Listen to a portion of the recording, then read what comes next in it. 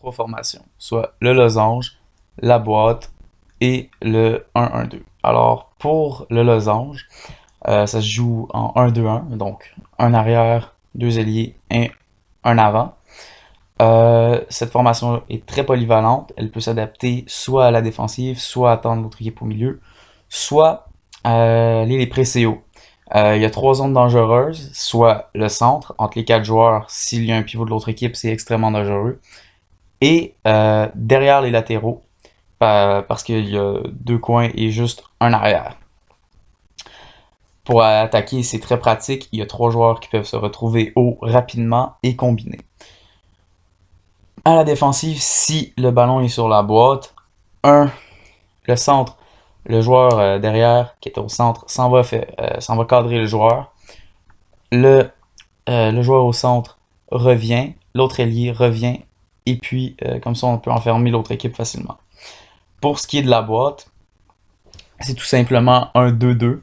Alors c'est extrêmement solide défensivement, ça bloque à peu près toutes les options au centre, sauf si il y a un pivot qui est capable d'être rejoint dans le centre. Dans ce cas-là, c'est extrêmement dangereux. La faiblesse de la boîte, c'est sur les côtés.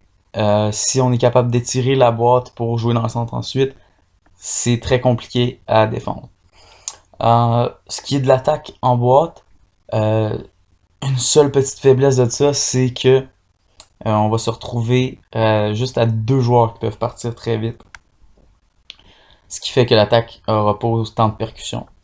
Défensivement, sur les côtés, c'est extrêmement solide. Ça fait juste des pistons. Alors, le joueur qui est en avant descend. Le joueur qui était en arrière va cadrer. Et les deux autres, l'autre revient au centre, l'autre avant revient au centre et l'autre arrière coupe devant le but.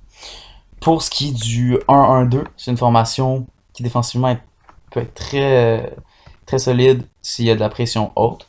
Ce qu'on fait, c'est qu'on va absolument couper tout ce qui peut être, toute la construction basse.